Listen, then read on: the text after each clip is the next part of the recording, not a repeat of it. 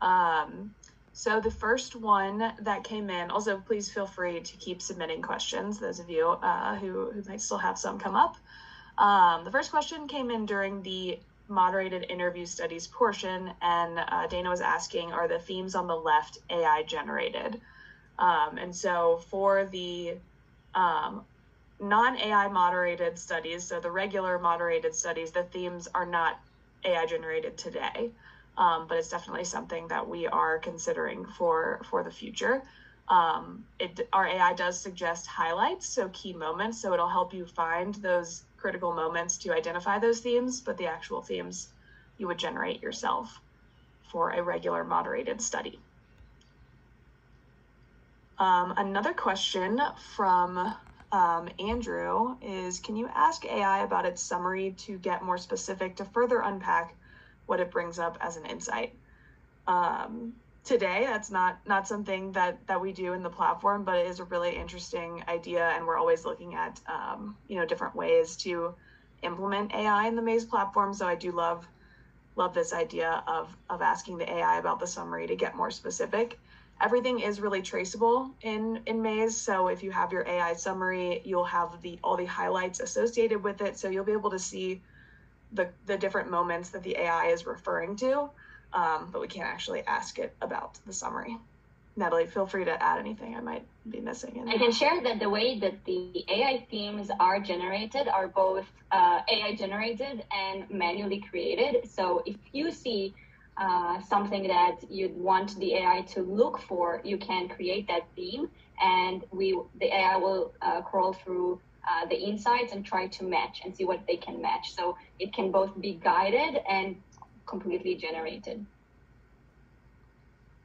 Awesome, thank you. Love that. Isaiah asked, how do you verify that the transcripts and summaries created by the AI are accurate? That's an interesting question. I guess, Natalie, how would you answer that one? So we always have the video right there, right, to compare and see. And so we can play the video and we see the transcripts, and we can see if it got it wrong. Transcriptions today get it very well, close to 100% perfection. We know perfect is not there yet, but that's why you can, of course, edit it if there are specific names of folks or of tools that the AI didn't catch, the transcription really didn't catch well. You can change it everywhere.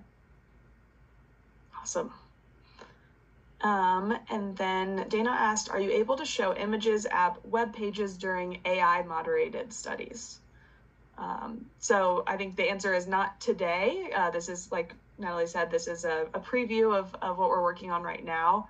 So, but it's definitely something that we're going to be implementing as we continue this journey into AI moderated studies.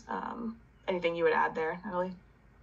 Yeah, so what I showed today is the very first version. The next use cases that we're going to cover would include showing a stimuli and asking the participant to share their screen. So this would come just next.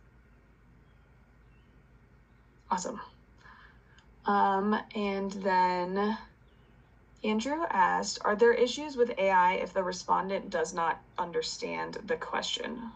I guess the way I would answer this is I think that if the respondent doesn't understand the question, they will be able to ask the AI to rephrase it or repeat it. So our AI is very reactive and responsive. So they will be able to hopefully get to an understanding just by having a conversation the way, I would ask Natalie to repeat a question that I didn't understand. Yeah, we put a ton of guardrails around how this AI moderator is asking questions and moderating a conversation. And this includes handling interruptions and handling moments of unclarity. So it will always try to rephrase, be respectful, not bias the participant, and try to get the answer for that research goal. And if it's hitting a wall, it would move on to the next question, obviously without making any participant feel any kind of way. So we put a ton of guardrails. We worked with kind of an advisory board of researchers in the field to define those moments where we're moving on and where we're insisting and where we're clarifying. But yeah, the goal is for it to always be approachable and clarifying. Awesome. Thank you. All right, got a few more coming in. Natalie, maybe you know how to answer this. Can you show how you obtain informed consent in the tool? I assume this is referring to AI moderated studies, but I'm not 100% positive.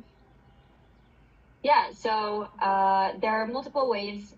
Today for you, I didn't show the camera permission, mic permission, but there's a whole wizard flow that is included for participants when they start interacting with any Maze study, moderated with AI or not.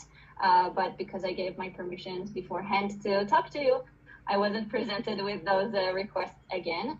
There's another consent tool that exists through the platform, which is to include an NDA. We call it a legal block, where you can upload an image or a PDF and absolutely make it required to check a box for a participant to have read that. And so that is another tool we have. And in the welcome screen for the unmoderated study, there's quite a few disclaimers that we include there to make sure that participants know if they share their screen to be very sensitive for PII and what they are deciding to share, if they want to share a tab or a full screen. And we encourage them to think out loud. And so it means that they protect themselves in an environment where, you know, things that they don't want to be heard are not heard or not seen. So there's a full permission flow and kind of disclaimers for clarity about what the interaction is going to look like with the participant that we invested a lot in to make sure it's both kind of robust, clear, respectful, ethical, and simple. So not, you know, signing 40 pages of legal documents too. Awesome. Thank you for the thorough answer there. Daniel asked, the example showcased an approach for research in the solution space. How would Maze help with foundational research studies? How would you answer that, Natalie? Yeah, so yeah, this was a kind of an example we hope you all could relate to. For generative type research that's more strategic or more problem space, deeper understanding of user needs, the way you would do that at Maze could always be through any method type you can choose, but obviously you can have the interview studies there. You talk to your participants, to your users, you recruit them, be it your own users or competitor users or prospects that you want to talk to, and it's all aggregated into one study through one thematic analysis and organized for you to share these findings in the report. So this is a way to do this with interview studies, the way you would do this today, right? It's just aggregated and centralized in one research platform. You can also do this with an unmoderated test if you want to kind of get more signals and quantitative type information on the use case and how it's